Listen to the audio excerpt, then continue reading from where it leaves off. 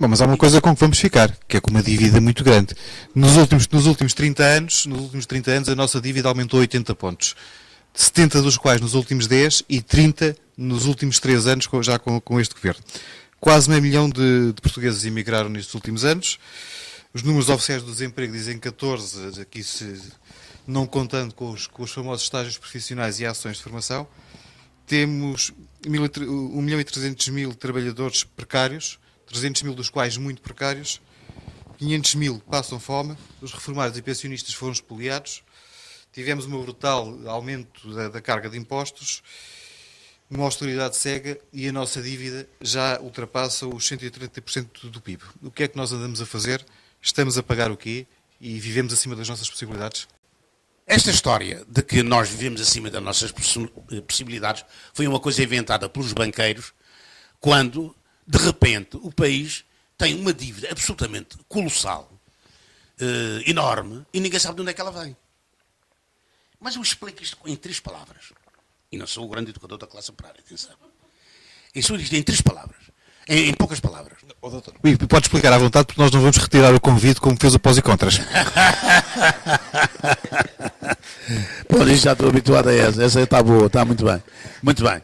Não, eu esperaria isso de si. Não esperaria isso de si. Bom, mas a dívida é essa. Os senhores lembram-se, naquele tempo do Sócrates, em que o Sócrates ganhou o último... teve pela primeira vez uma maioria absoluta para o Partido Socialista. Que isto vivia tudo magnificamente.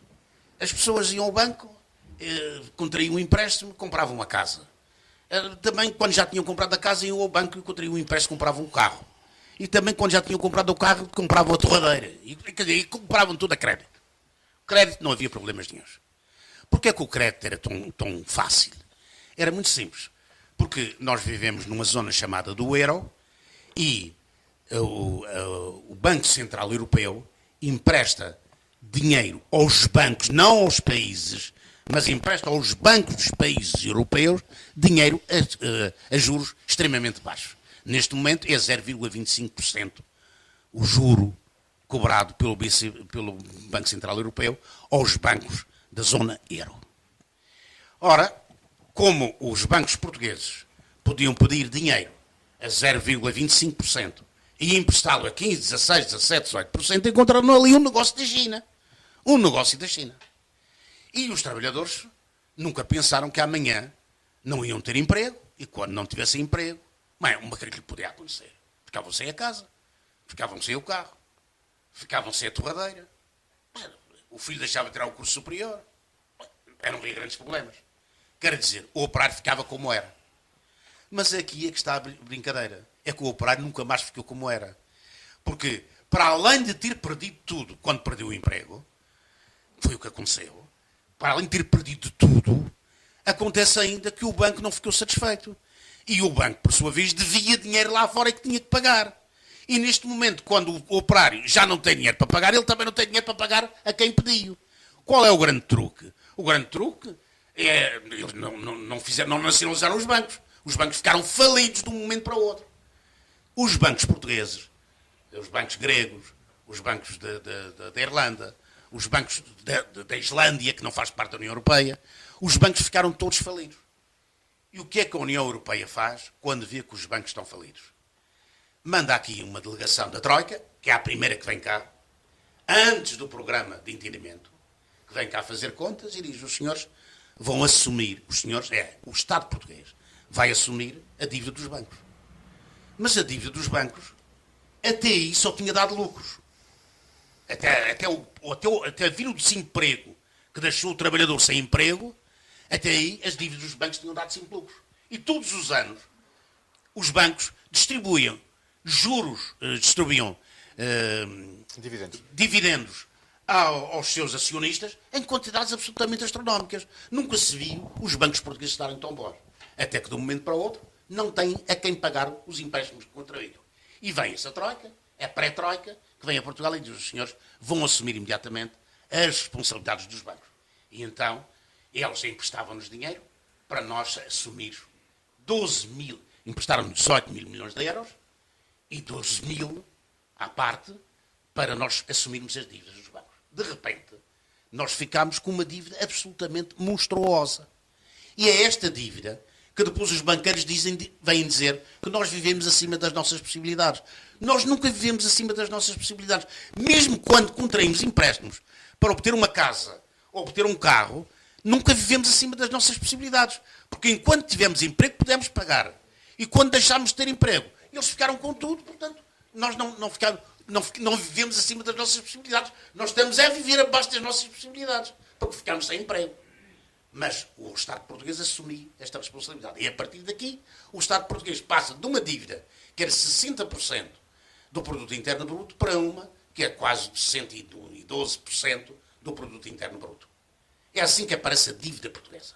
Isto é, a dívida portuguesa é uma dívida dos bancos assumida à força, por força da União Europeia, dos alemães, etc., por força deles, é assumida pelo Estado português. E isto tudo porquê? Porque, entretanto, também havia dívidas aos bancos alemães e outros bancos da Europa, ingleses, etc. E, portanto, esses indivíduos pagaram-se imediatamente com os 12 mil milhões de euros, pagaram-se imediatamente. Nós não devemos nada aos bancos alemães, nós não devemos nada aos bancos franceses, nós não devemos nada a não ser ao Banco Central Europeu e ao Fundo Monetário Internacional e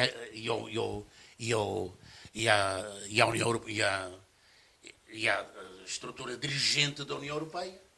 São os três a quem devemos. Não devemos a mais ninguém. Portanto, vejam bem como é que aparece a dívida. E depois vejam como é que a dívida atualmente é 235 mil milhões de euros. Quer dizer, é uma coisa absolutamente colossal. É 132,5%. 132,5% do produto interno bruto português. Quer dizer, nós temos de trabalhar 2 anos e 1/3, à volta de 2 anos, 1 ano e 1/3, trabalhar, não comer, nem sequer beber água, e tudo isso que vamos produzir não chega para pagar a dívida. Portanto, não temos hipótese de pagar essa dívida. Não há hipótese de pagar essa dívida. Agora como é que vamos sair disto? Como é que vamos sair disto? Eu já tenho defendido, foi o primeiro a fazê-lo abertamente em Portugal, mas também não é por ser o educador da classe operária, desculpem isso de lado, não é nada disso. Mas a verdade é que tive a oportunidade, de há 3 anos, no Porto, quando o Syriza ia ganhando as eleições pela primeira vez, fazer um colóquio público em que fui lá explicar como é que se saía desta armadilha do euro. E disse o que é que o Syriza devia fazer. E que é aquilo que nós devemos fazer. Que é, se tivermos unidade de todas as forças, isto é, da esquerda, isto é, PCP, Bloco de Esquerda, PCTP, MRPP,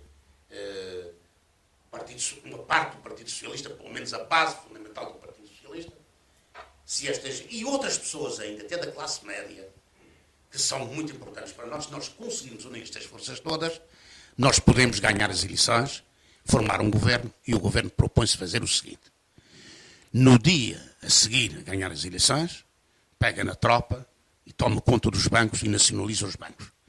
Grande bestialidade, imaginem se estes gajos querem nacionalizar os bancos. Atenção, os bancos já estão nacionalizados, nós já pagamos os bancos. Nós, tudo o que é banco, está a viver à nossa custa. Nós entramos com esse dinheiro, só que não nacionalizamos. Não nacionalizamos. Porque à última hora, o ano passado, eu também denunciei isso, foi a única pessoa que denunciou. Os dirigentes, todos os representantes portugueses no Parlamento Europeu, no último dia em que o Parlamento fechava, elaboraram uma norma, uma diretiva europeia para os bancos, que é colocar os bancos sob o controle do Banco Central Europeu e não sob o controle dos Estados. Nós deixamos de ter controle sobre os bancos. Mas, na verdade, pagámos todas as dívidas dos bancos, incluindo o novo banco. O novo banco nós já metemos lá, de uma vez 3 mil milhões e de outra vez 1.100 milhões de euros. 4,1 mil milhões de euros. Isto é uma brutalidade. E vamos vendê-lo agora a não sei quem, por 1,5 nem chega para pagar metade daquilo. Portanto, nós somos os donos dos bancos. Nós, se tomássemos o poder, a primeira coisa, a tropa tomava conta dos bancos, os bancos são nacionalizados imediatamente. Nesse mesmo dia, 3 fins de semana, aproveitavam um fim de semana, criava-se uma nova moeda, o escudo. o escudo teria o valor do euro. De maneira que as pessoas que tinham depósitos bancários não perdiam nada. Não perdiam nada com os seus pequenos depósitos. Em contrapartida, aqueles grandes depósitos do BES que ninguém deita a mão, nós deitávamos a mão imediatamente, evidentemente. Isto era, é claro. Portanto, criávamos uma nova moeda, essa moeda seria um novo escudo, e o euro acabava. O que estava no banco não saía de lá, ficava para pagamentos que nós tínhamos que fazer à União Europeia, e o nosso começava a ser distribuído pela população. Na mesma proporção do euro. 2 ou 3 dias depois, este novo escudo seria desvalorizado, eu tenho defendido em ter 30%. Mas depois do exemplo da Islândia, que eu já lá irei, se ele tiver paciência, se o meu querido amigo tiver paciência, penso que a desvalorização podia ser até 50%. Isto é, se eu tenho 100 escudos novos, que é correspondente a 100 euros, e no dia seguinte eu desvalorizo em 50% estes 100 escudos, que é igual a 100 euros, fico com 100 escudos igual a 50 euros. Portanto, não há dúvidas, não estou a enganar ninguém. Estou a dizer que é uma desvalorização. Só que esta desvalorização vai-me permitir vender para o exterior produtos mais baratos e tornar mais caros os produtos que vêm de lá de fora para dentro. E em 5 anos, ou máximo, eu penso que em 3, nós conseguimos recuperar a nossa economia. E a dívida pagaríamos se quiséssemos pagar. Porque nem sequer éramos obrigados a pagá-la. Pura e simplesmente ladrem para onde quiserem. Ladrem à vontade. Mas isto implica uma unidade patriótica, democrática, total das forças de esquerda portuguesas. Das forças democráticas, não só de esquerda. Democráticas, da classe média, de pessoas patriotas, embora tenham uma maneira diferente, só queremos que eles estejam unidos connosco neste campo. Nós que vamos criar uma nova moeda, vamos sair do euro e mandamos os gajos à merda, peço desculpa de usar a expressão. Pura e simplesmente.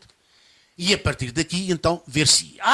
desgraça completa! Agora imagine perder o eurozinho. O tal eurozinho que os senhores estão fascinados por ele. Mas a verdade é que é a vossa desgraça. Para verem que eu não vos estou a mentir, eu vou-vos citar o exemplo de um país que é a Islândia. A Islândia só tem carneiros e arenques. Portanto, os islandeses dizem, quem tem carneiros e arenques nunca morre de fome. Só tem isto, não tem mais nada. A Islândia, em 2008, os seus bancos entraram nesta jogatana dos bancos portugueses, empresta e cresce, empresta e cresce, empresta e cresce. E o resultado destes empréstimos foi que os bancos, quando veio a crise de 2008 na América, passou para a Europa e os bancos faliram. O que é que fizeram os islandeses? Primeiro do que tudo, levaram o governo para tribunal, para julgamento, por ter gerido mal o país. Estes indivíduos não foram metidos na cadeia, mas foram condenados por maus gestores. A seguir, eles nacionalizaram os bancos. Criaram a moeda, a sua moeda nova, não criaram nova, porque já tinham, e eles desvalorizaram em 50% a sua moeda. E hoje tem o produto nacional bruto per capita é o dobro do português. Pagaram as suas dívidas todas em 5 anos e hoje o seu per capita é superior ao dobro do português. Mas as pessoas não sabem, não estudaram, alguns estudaram economia, etc. A primeira pessoa que defendeu isto fui eu. Depois apareceu um professor universitário que publicou um livro, 1 ano e tal depois, que aliás é meu amigo, e que eu prezo muito, a defender isto. Mas com uma nuance. Dizia, vamos negociar com a Alemanha, pode ser que eles nos ajudem a sair do euro. Isto é aí que eu engano, porque eles estão a tentar negociar agora na Grécia com a Alemanha, e a Alemanha não os ajuda a sair do euro. A Alemanha quer que os gajos fiquem sem pescoço, percam lá o pescoço debaixo do gatilho. É isso que eles querem. Portanto, isto é a saída para Portugal. Isto é, saída do euro, criação de uma nova moeda, pode ser um novo escudo, um escudo novo, equivalência do escudo ao euro numa primeira fase, desvalorização de 50%, aumento das exportações e diminuição das importações, equilíbrio da balança de pagamentos, e depois de equilibrar a balança de pagamentos, vamos começar a produzir para nós. E temos muito que produzir. Os senhores lembram-se, nós estamos numa situação privilegiada que nem sequer conhecemos. E com isto, vou à situação privilegiada e deixo o meu amigo, que já deve estar cansadíssimo, fazer mais uma pergunta daquelas desgraçadas que eu nem sei responder. Mas é só isto. Nós vivemos, os senhores sabem que nós vivemos numa situação muito semelhante àquela que se viveu no século XV e XVI. No século XV e XVI, os portugueses descobriram uma série de países, isto é, os portugueses criaram o mercado mundial para o capitalismo. Até aí não havia mercado mundial e os portugueses tiveram essa função. Criaram o mercado mundial para o capitalismo. Agora nós estamos a criar o mercado internacional, global, para o imperialismo. A situação é semelhante. Quer dizer, num grau superior, mas é muito semelhante. Muito semelhante. Ora, onde é o centro deste mundo agora? Porque eu há bocado, quando estava a dizer que nasci na Via Láctea, é porque as pessoas estão, nascem na Madeira, nascem em Alcabides, Não, agora nós nascemos noutro lugar. É que já vamos morrer num lugar que não nascemos. Quando eu nasci, Portugal era Portugal continental, as colónias e não sei o quê. Hoje Portugal é o país central no mundo global. Isto é, todo o mundo, todo este mundo que os senhores veem, passaram a ter como elemento fundamental da criação do novo sistema imperialista os mares. Quer dizer, é com os mares que se fazem os negócios do comércio. Não é de avião. Ainda não há aviões para levar contentores. Um dia haverá. Mas não é ainda. Neste momento, o que nós estamos a assistir é ao controle dos mares por uma caixinha muito engraçada, que é o contentor. É uma coisa parecida com aquilo que ali está. O tal, que tem 20 pés de comprimento por 8 de altura e 8 de largura. Este contentorzito leva tudo lá dentro. Tudo. E permite aos navios fazerem viagens pelo mundo inteiro fora. Por exemplo, um navio de porta-contentores que sai de Xangai para a Europa, vem neste momento pelo Estreito de Suez, passa o Estreito de Malaca, dá a volta por baixo, sobe o Índico, entra no canal de Suez, atravessa o Mediterrâneo e vem aonde? Vem ter exatamente ao único porto de águas profundas que encontra pelo caminho, que é Sines. Não há mais nenhum. E é ali que ele vai descarregar tudo. Vai descarregar para contentores, para porta-contentores mais pequenos, porta-contentores que os vão levar depois para a Europa, se não for por via férrea, e que vai levar depois para o outro lado dos Estados Unidos da América. Depois, há duas coisas aqui. Quer dizer, neste momento, já se está a alargar o canal do Panamá, que já devia estar inaugurado, mas ainda não foi. O canal do Panamá passará a suportar porta-contentores e até 12 mil contentores. Não 18 mil, como já se está a fabricar. 12 mil contentores. Esta ligação à Europa pelo canal do Panamá, para 12 mil contentores, vem ter Sines diretamente. Está-se a abrir um outro na Nicarágua, um outro ainda mais largo e mais profundo, maior calado, que vai permitir então a passagem dos porta-contentores de 18 mil contentores. 18 mil contentores é um limite inultrapassado tecnologicamente atual. Vocês não vão pensar que eu passo a vida a estudar contentores. Tenham calma. Eu só estudo o que é preciso. O que não é preciso é para o lixo. Portanto, não, o contentor é fundamental, porque o contentor é a arma desta globalização. E os senhores já viram que é um navio com 18 mil contentores, um porta-contentores com 18 mil contentores, leva 26 contentores de Amorada a Amorada. Quando vai encostar a Sines, tem que ter um porto que lhe permita que o guindaste vá buscar o último contentor para pôr no cais. Se tiver mais de 26, ele não há nenhum guindaste que consiga trazer o contentor para ali. Vocês estão a ver a importância que tem na economia, para um marxista, coisas tão pequenas como um contentor. E como não se pode falar de marxismo se não se compreende o que é um contentor. Como o Marx, quando falava do seu marxismo, não podia falar disso se não tivesse estudado os tiares e a maneira como se produzia nos tiares daquele tempo. E para que é que servia a locomotiva? E para que é que servia a máquina a vapor? Quer dizer, a máquina é uma força produtiva. O navio é uma força produtiva. Um comunista que não conhece estas forças produtivas não passa no analfabeto. E o melhor que tem que fazer é estar calado, em vez de dizer as neiras aos outros. Mas não sou educador. Já há outros, não é. Bem, vamos até às privatizações, porque o nosso tempo está a passar. E vamos falar das privatizações, daquelas que já foram feitas, das que não foram feitas e do que é que está por trás das privatizações.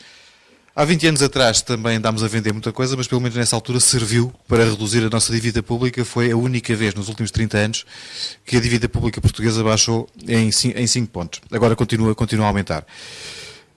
O que está na ordem do dia é a venda da TAP, com o famoso argumento de que a TAP dá um prejuízo enorme, e continua-se a passar esta ideia de que a TAP dá um prejuízo enorme. A TAP, companhia aérea, não dá prejuízo, antes pelo contrário, é uma empresa que dá lucro. O que dá prejuízo são as empresas das quais a TAP é detentora de capital, maus negócios, que destruíram parte do património da TAP. Porquê passar esta mentira? Ponto número 1. Ponto número 2. E falou há pouco patriotas. Vender uma empresa que é um setor fundamental da economia de um país como é a EDP, um país estrangeiro, não é um ato de traição nacional. Vou passar a fazer perguntas e ele passa a responder. Porque ele está desejoso de responder. Um dia deste eu venho aqui fazer o contrário com ele. Se os senhores tiverem paciência.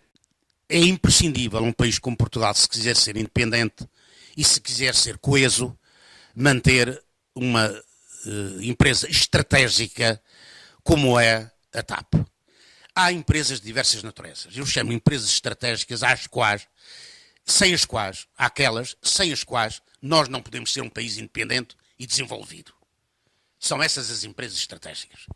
Quando nós unimos todas as empresas do universo informático numa só, os senhores já não se lembram, mas nós éramos donos da Marconi, éramos donos dos TLP, éramos donos dos Correios, éramos donos de uma série de empresas que foi tudo unido, com exceção dos Correios foi tudo unido. E estas empresas foram unidas para serem as grandes empresas do nosso país. É o sonho do Guterres, que acabou mal, como se viu. O Guterres entendia que Portugal devia ter grandes empresas internacionais. O caminho do desenvolvimento do capitalismo português era o capitalismo internacional. Nunca pensou em desenvolver o nosso país. Pensou em desenvolver o nosso país à custa do capital no estrangeiro. E então nós unimos todas essas empresas, entregámos isso a meia dúzia de patifes, e as meia dúzia de patifes entregou isso aos brasileiros e a este aqueles, e neste momento nós não temos nada. Não temos nada. E mais, nós temos 2 argumentos atualmente para privatizar uma empresa. O primeiro argumento é, se a empresa dá lucro, não há razão nenhuma para o Estado tomar conta dela. Melhor ainda será entregá-la a um particular. Então entregou ao particular. Mas se a empresa dá prejuízo, também não há razão nenhuma para o Estado tomar conta dela. E, portanto, vende-se por qualquer preço a um particular. Portanto, tudo o que a empresa deu lucro ou deu prejuízo é para vender. Para vender aos particulares. E, portanto, nós vamos entregando aos particulares coisas que são verdadeiros separados. Os senhores já compreenderam? Se eu disser que eles pretendem nacionalizar a empresa das águas, os senhores dirão, água, mas que raio de água? O que é que tem a água de especial? Bem, a água, além de cloro a desinfetar, tem de especial esta pequena propriedade. É que a água tem um preço de monopólio. Isto é, não há águas, há água. Há um produto que é a água. E este produto tem um preço que está sempre a subir.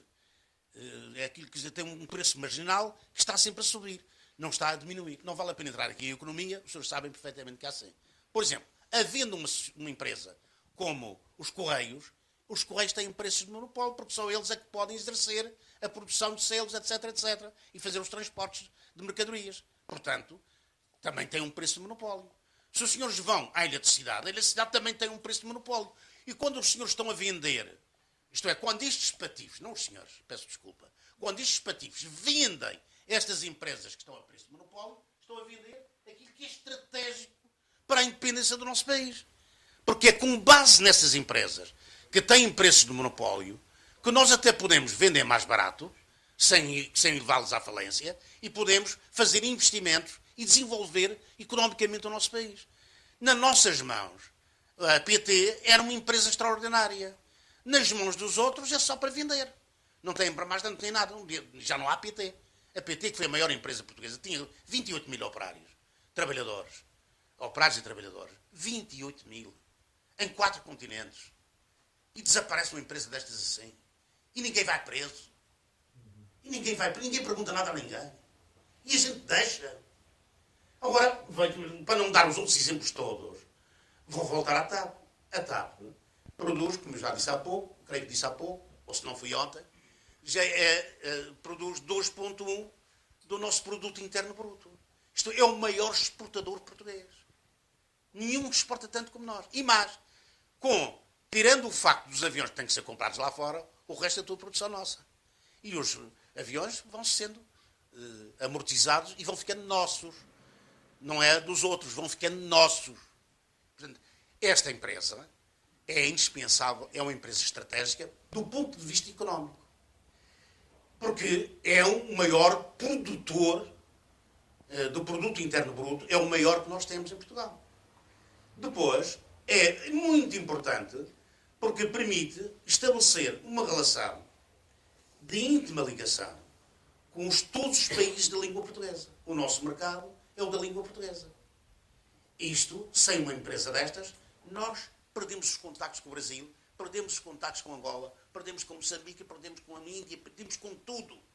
Tudo. Ficamos sem contactos. Nós que estamos nos mares, que são hoje o centro do mundo, ficamos nos mares descalços. Ou seja, sem asas, para ser melhor dito.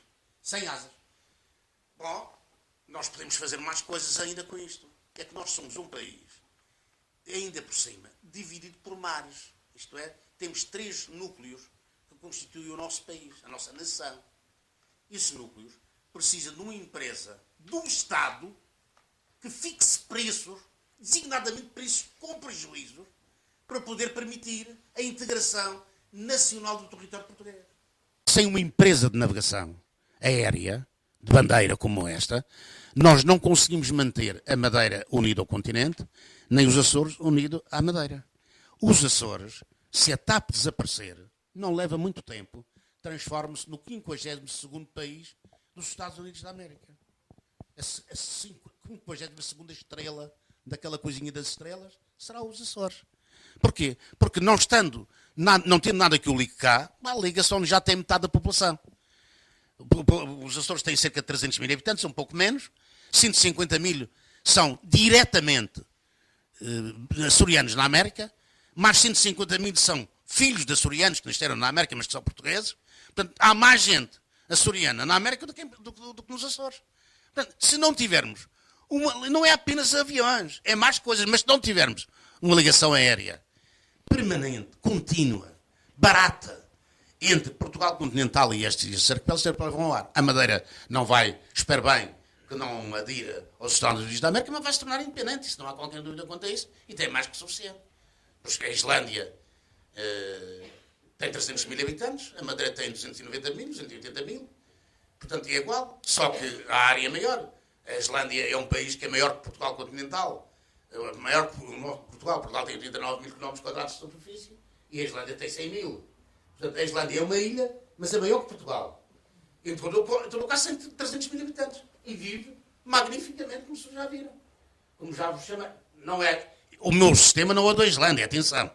É da Islândia no que respeita à resolução do problema que temos neste momento, que é a dívida.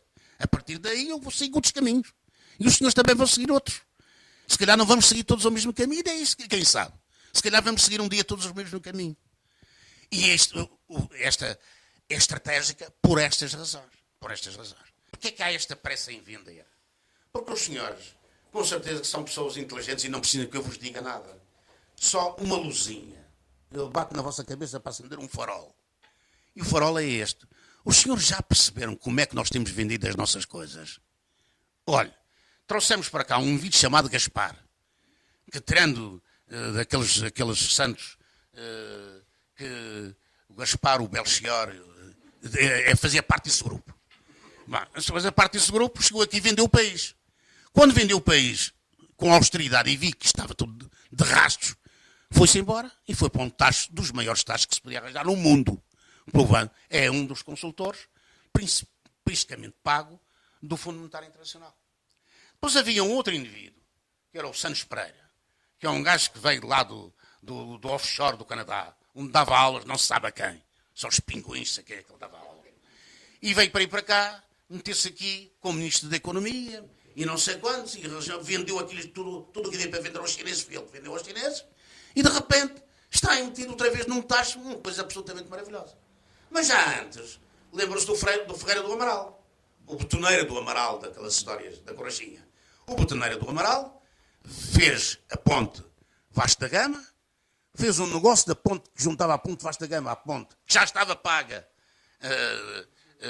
da ponte do 25 de Abril, a ponte 25 de Abril, e de repente é o principal dirigente do consórcio que explora as duas pontes. Um gajo desse devia estar preso, não devia estar, digam-me lá se deviam estar ou não, porra. Devia estar preso, mas não está. Pelo contrário, nem sequer está em prisão domiciliária. Está aí à vontade, ensamula, faz o que quer e goza connosco. Bom, isto é o que tem acontecido. Vocês lembram-se que foi comprado, nós vendemos os Correios, mas os Correios é do tal coisa de monopólio. Tínhamos um indivíduo, advogado, Arnaud, que também, Arnaud, mas não é o de Coimbra, é o outro, Arnaud, com um D no fim, em vez de T. Arnaud, ora, um nome estrangeiro já diz tudo, mas enfim, podia não ser, há pessoas que têm nomes estrangeiros e são patriotas, portanto não é o caso.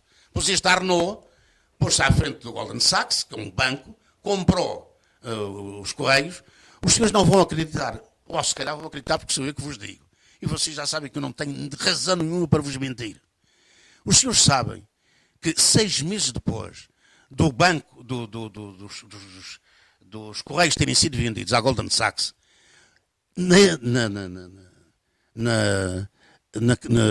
em Nova Iorque, valia o dobro do preço que o Estado recebeu dela, em 6 meses. Depois de vender em 6 meses, os Correios estão cotados no dobro do preço de que a Goldman Sachs pagou a Portugal. E sabem o que é que fizeram? Depois pegaram no Arnaud e puseram na frente da Goldman Sachs. É um dos dirigentes da Goldman Sachs. Este indivíduo devia estar preso ou não devia? Caneco, digam. Deviam estar preso. Mas não estão presos. Ninguém prende um gajo destes. Preso vou ser um dia destes. O doutor Garcia Pereira, se calhar. Já que estamos a falar de prisões, é a altura então de falar da justiça e do estado em que está a justiça em Portugal e de algumas situações por aqui se têm passado. Por exemplo, cito-lhe um ou dois casos, cito-lhe o caso de um processo que correu trâmites na Alemanha que teve corruptores condenados por corromperem alguém em Portugal e em Portugal não há corruptos. Falo-lhe de prisões que são feitas primeiro para investigar depois, o que faz recordar outros tempos. Falo de processos que são parados por ordem política, que não são investigados e ficam na gaveta. Falo também do estado de insegurança que cada vez mais se vive em Portugal. Como é que vê a justiça em Portugal? Se me permitirem, eu digo que a justiça em Portugal é uma merda. É a verdade, não há outra palavra para caracterizar. É isto. Quem pensa que há justiça em Portugal está pura e simplesmente a fazer o jogo dos indivíduos que estão no poder. Não há justiça em Portugal. Não há, nem nunca houve. Atenção, não é uma coisa moderna. É nunca houve justiça. Justiça para pobres, para trabalhadores, isso não existe em Portugal. Justiça para tirar os grandes da cadeia, para facilitar o roubo, isso existe em Portugal. Nós temos um sistema criminal, que é o que está aqui mais em causa. Temos um sistema criminal que até não era mau de todo, era um sistema democrático, quando foi inventado a seguir ao 25 de Abril. O primeiro código, os primeiros códigos criminais, tanto o de processo como das penas, eram códigos relativamente bem feitos e que permitiam fazer uma justiça rápida e eficiente, eficaz, se se quisesse fazer. Só que não se fez. O 25 de Abril não entrou na área da justiça. Ninguém fez uma mudança na justiça. Os indivíduos dos plenários que metiam as pessoas na cadeia continuaram a julgar depois do 25 de Abril. Esses tipos continuaram a fazer julgamentos. Esses juízes não foram para a cadeia. Nunca foram afastados. E foram lá, pondo os ovinhos, todos, até formar a quantidade, até criar um galinheiro, que é o SEGE, o Centro de Estudos Judiciários, onde eles educam os pintos a serem galinhas, a serem juízes. A serem juízes, a serem gente do Ministério Público, é tudo nessa. Era uma antiga cadeia, Mas era uma antiga cadeia. Se fosse uma cadeia atual, até seria bom. Eles talvez aprendessem qualquer coisa. Se os metessem na cadeia, seria bom. Não. Meteram-no ali num sítio, fizeram daqui num centro e agora, evidentemente, vão dando aulas a indivíduos que ninguém pergunta qual é a ideologia deles. Nem qual é o partido. Toda a gente tem partido neste país. E clube de futebol, acho que eu. São as únicas duas coisas. E às vezes estão casados. Mas isso é em terceiro lugar. Portanto, toda a gente tem, evidentemente, possibilidade de ter ideias a esse respeito, e não me interessa aqui para o caso. Portanto, mete-se, dá-se uma ideologia, o que se ensina no SES, no Centro de Estudos Judiciários, não é aplicar a lei, porque isso aprende-se na faculdade. O que se ensina no SES é a maneira de aplicar a lei contra os pobres, contra os desempregados, e de aplicar duramente a lei contra esses indivíduos. Contra os gatunos da grande classe, não. Isso eles têm mil maneiras de aprender a safar uma coisa dessas. Por exemplo, o Dr. Alberto João Jardim, o tal da Madeira, que não sou eu. O Dr. Alberto João Jardim, como os senhores sabem, roubou e disse abertamente que tinha feito desvio de dinheiros no orçamento de Estado, do orçamento regional. Bom, evidentemente isto é uma confissão pública feita na televisão. Imediatamente abriu-se um inquérito. O Ministério Público abriu um inquérito. E o Ministério Público abriu um inquérito e foi chamar testemunhas. Qual foi a testemunha? O tal Baltazar, do grupo do Belchior e dos de Belém. O Baltazar, o Gaspar, veio prestar declarações e disse, não, isto não prejudica ninguém. Como para haver o crime era preciso que prejudicasse alguém, como tirar 4 mil milhões de euros. 4 mil milhões de euros é o que se pensa hoje, porque não há certeza. Até pensa-se que foi mais, que é 6,3 mil milhões, mas não tenho certeza. Mas a verdade, 4 mil milhões é certo. Quando se tira 4 mil milhões, rouba ao orçamento do Estado e depois se distribui por obras que não interessavam no Pai Natal, porque a Madeira está furada de túneis de um lado ao outro, mais com queijo de gruyère, tem mais buracos com queijo suíço.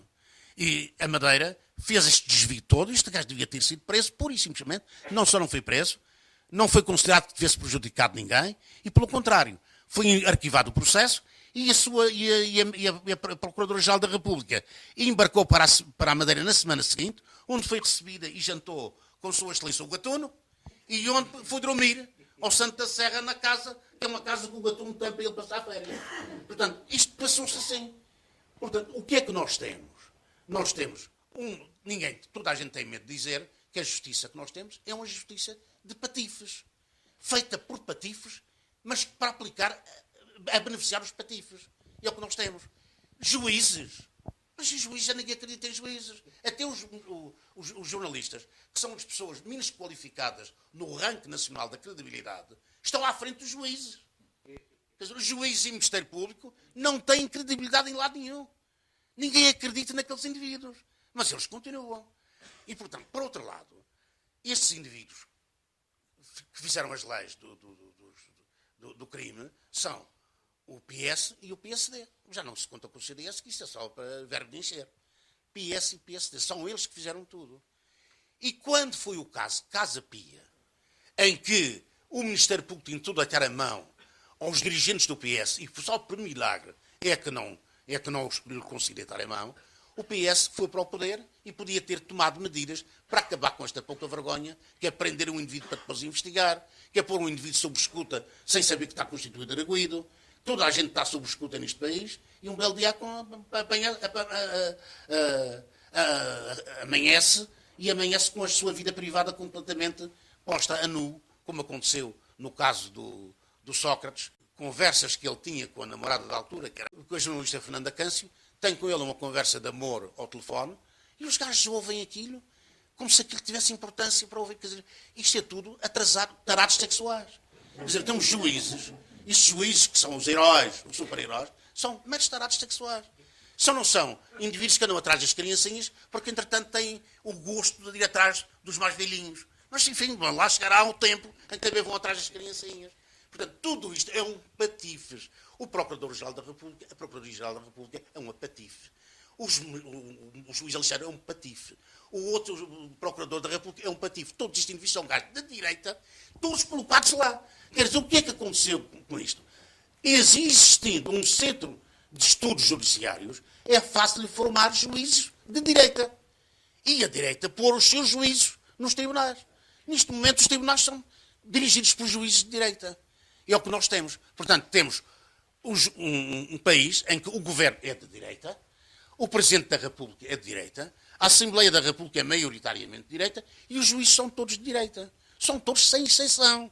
Não há um que seja de esquerda. Portanto, os três estão a ver a quem é que nós temos entregues. Se vocês pensam que vivem numa democracia, esperem por um tempo. Porque vão ver o que é que vai acontecer àqueles que levantam o bico como eu e outros, que nunca se hão de calar. E que nunca se hão de calar.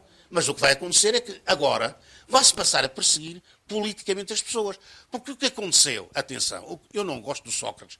Esse gajo não presta. Eu denunciei o gajo nos 4 anos em que ele teve a maioria absoluta e nos 2 anos em que ele teve a maioria relativa. Denunciei-o sempre. Disse, este tipo não presta. Este gajo é um patife. E é um patife.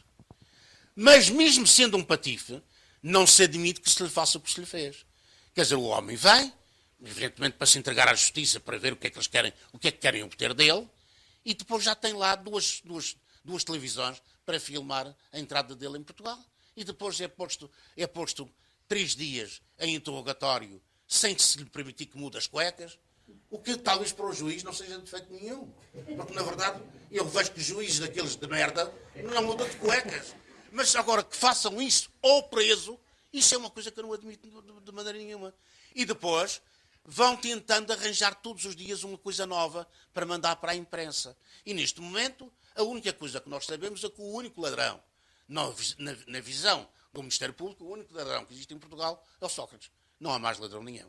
E como dizia o doutor Jacinto e muito bem, o Jacinto Furtado, e diz muito bem, quer dizer, na Alemanha de Hitler, isto é, de Merkel, na Alemanha de Merkel, foram julgados uns 3 ou 4 gajos e condenados por terem dado luvas a portugueses. E os portugueses não são quaisquer pessoas. São aquele velho conhecido aqui das nossas fileiras. É o Grão Barroso, é o indivíduo que vendeu submarinos hoje, o Portas. É uma quantidade de indivíduos todos ligados a esta canalha. E esta canalha, os alemães que corromperam foram condenados na Alemanha. E os que receberam não foram condenados porque prescreveu o processo. Isto é, deixou-se correr, passou o tempo, caducou. Pronto, não há nada a fazer. E, portanto, foram. Agora podem mamar outra vez à vontade. Mas mamar agora, o que é que falta mamar? É na TAP. É na TAP. Na TAP é o que falta. Quer dizer, a joia da coroa. Os senhores não veem quando eles falam. A gente vê que eles estão a salivar.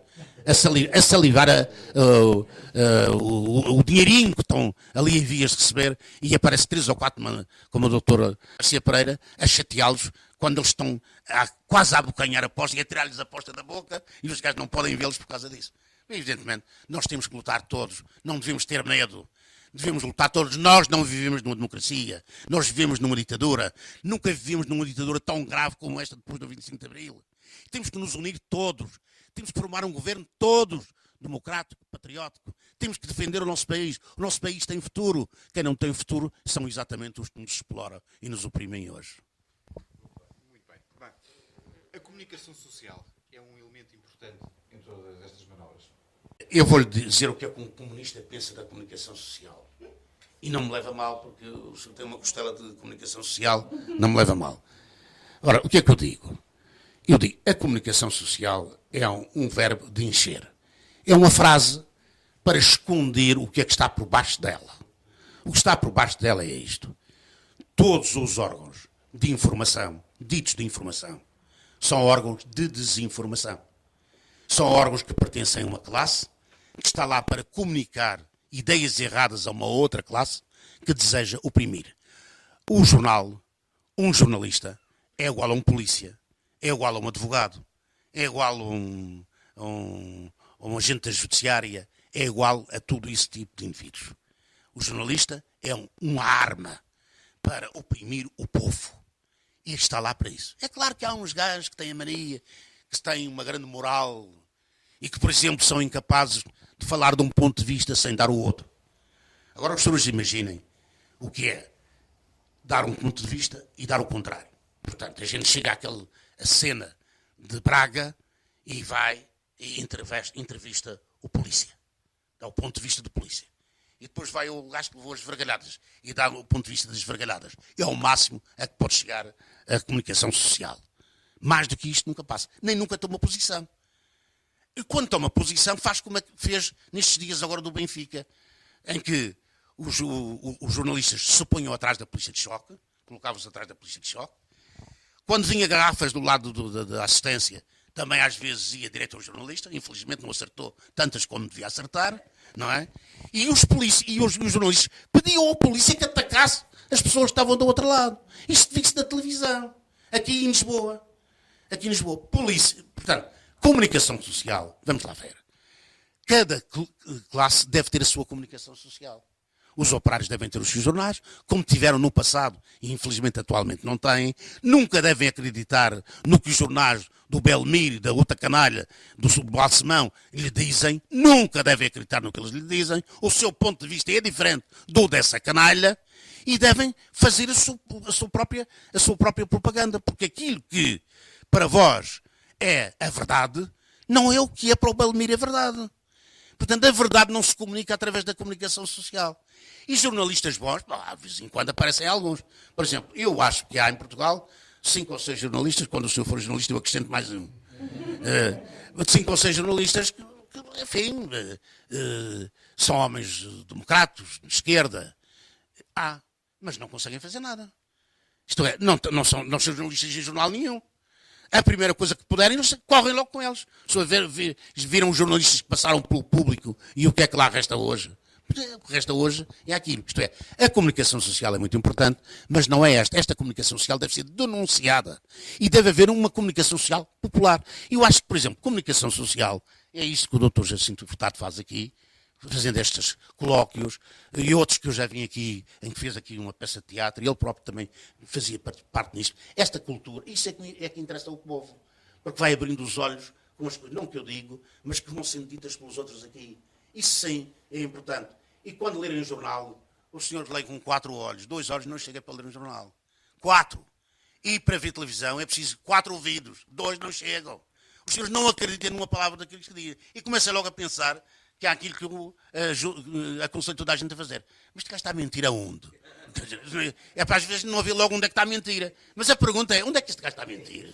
E a gente vai chegar ao sítio onde ele está a mentir. Tenho pena que um dia a comunicação social há de certeza ser uma comunicação social ao serviço do povo, ao serviço dos operários, ao serviço dos trabalhadores. Há de ser. Mas não é em Portugal isso. E o que temos é uma coisa contra. Uma coisa que está ao lado. O senhor já havia alguém dizer mal do governo na comunicação social? Havia umas coisinhas assim, dependem, mas não vê mais nada. Portanto, eu penso que a comunicação social é uma das coisas que tem que ser alterada completamente e que os trabalhadores da comunicação social devem tomar a peito essa luta. Porque eles também são trabalhadores. Mas são trabalhadores, então devem lutar porque têm o direito de dizer a verdade, de dizer a verdade que interessa aos oprimidos, aos explorados, e não aquela que interessa aos patrões, que é o que eles dizem todos os dias. Muito bem, temos mesmo que terminar. Vou só deixar aqui uma frase para depois fazer aqui o seu balanço final. E esta frase é uma frase que é atribuída ao general Massano de Amorim, nas campanhas da Índia, em que consta que era um fulano meio bruto e que o comandante da banda lhe perguntou para onde vamos e o que tocamos, e a resposta dele, bada merda e caladinhos. E é a situação que nós estamos. Nós estamos numa situação parecida com essa. Mas a diferença é esta. É que a tropa do Massano de Amorim era uma coisa e a nossa tropa é outra. A nossa tropa jamais se calará e jamais irá à Bardameda.